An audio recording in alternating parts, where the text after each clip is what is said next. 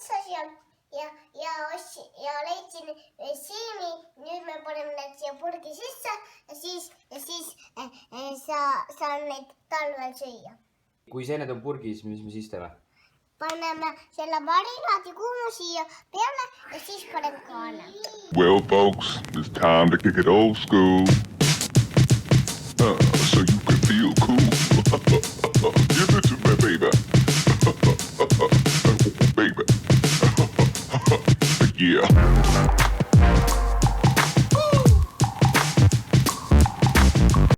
Tšauki, mina olen täna Tartu linnas. Lapsed jäid issiga koju. Mina istusin bussi peale, vaatasin filmi ja olingi Tartus. Kujutad sa ette, kui mõnus on filmi vaadata otsast lõpuni? Mul ei ole seda ammu juhtunud. Ja ma vaatasin sellist filmi, mis oli täielik pisarate kiskuja. Nimi oli The Fault is in the Stars. Ja ütleme nii, et ma terve tee nutsin suht kontrollimatult.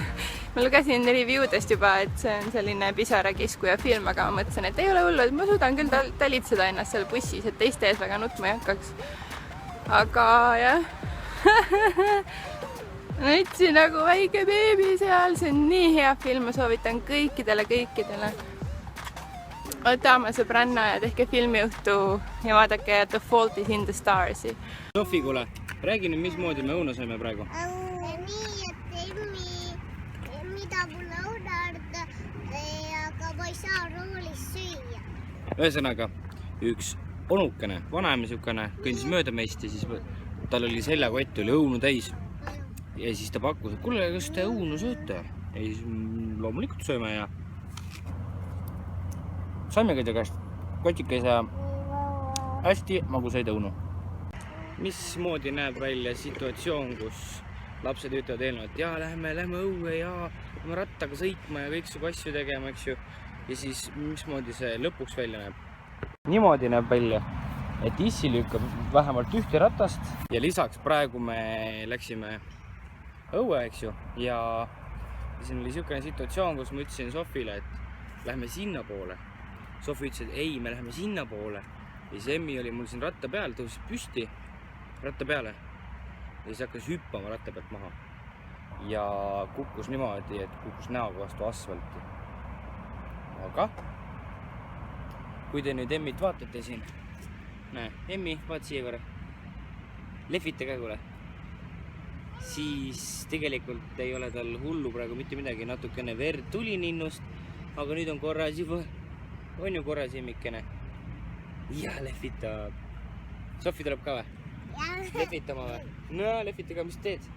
Sõidan rattaga lähen suurele mänguväljakule, aga Emmi kukkus rattaga ja sai nina peale haiget. Jaa, õige.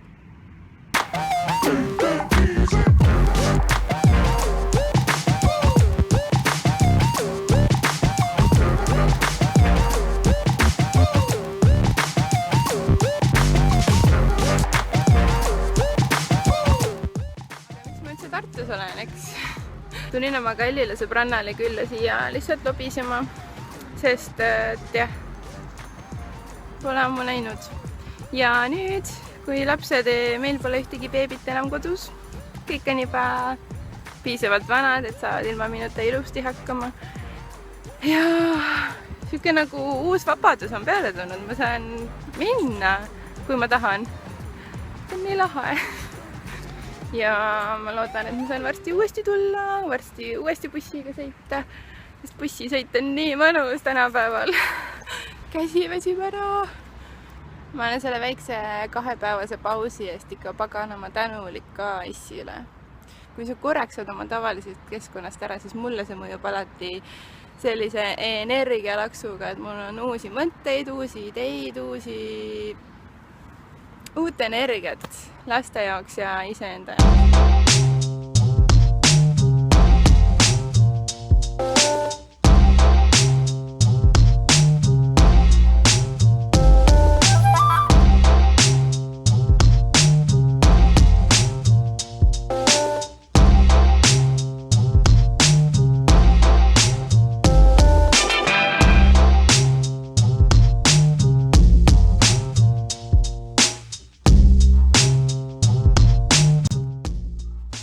korra või? Tisu Emmi. Ja tisu Sofi. Head pannkoogid või? Kas issi teeb häid pannkooke või? Kui häid pannkooke issi teeb? Kas issi teeb paremaid pannkooke kui emme või? Jaa. Et issi teeb paremaid pannkooke kui emme. Okei, noh jah, eks me siis aktsepteerime seda Sofi vastust. On jah, Sofi?